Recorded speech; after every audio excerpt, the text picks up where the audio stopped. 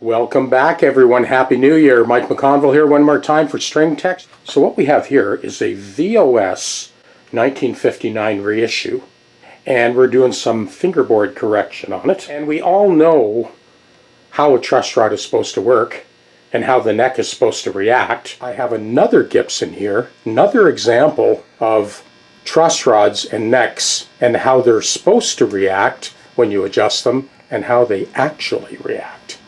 This is a very good example of extra challenge when it comes to fretwork. It's not very often that this type of problem arises, but with this neck, these are the original frets. I did what I normally do and what most people normally do, which is you take the strings off, you loosen off the truss rod, you get the neck as straight as possible, you level the frets, recrown and polish, then you tune it up, apply the string pressure, and adjust the truss rod accordingly. And 90% of the time or better, that works perfectly fine.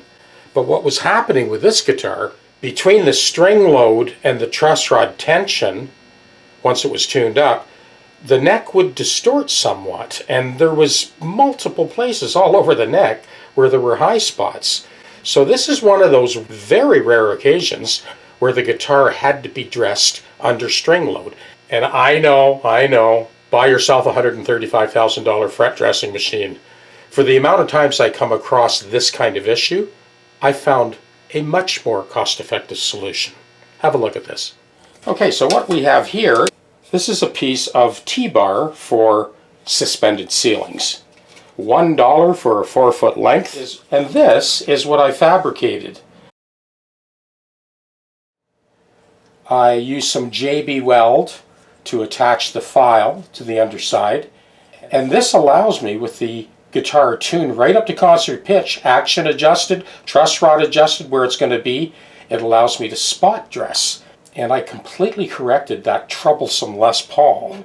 I have an investment of about $4 for the file, and I don't know, this might be worth like 10 cents, this piece. The 4-foot length was $1, so do the math. So I'll bring this over to the guitar and show you what I did. I'm going to put a piece of tape over here because the frets are done, but just to illustrate how I did this. Obviously I had my fret guard on there. I dropped the pickup down out of the way. Everything was masked off.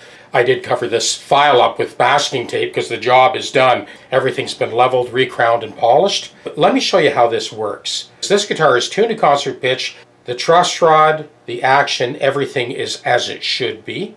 So with this setup, I spread the strings apart like that and then file along the string path and across the crown. So I move obliquely. All of those treble spots, I got every one of them. The guitar plays perfectly now. And there you have it, another low-tech solution to a high-tech challenge. Well, the first and most obvious thing to check after you've done all the frets is to see if there's any high spots. So this is the most thorough way to check for any high spots. Play every note.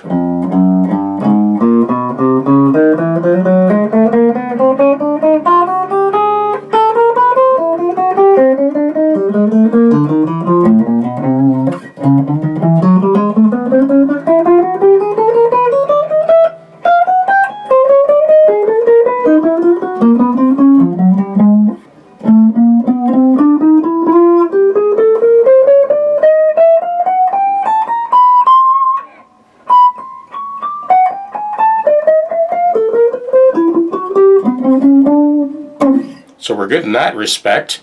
Next, we're going to check the calibration and intonation of the guitar across the entire span of the neck.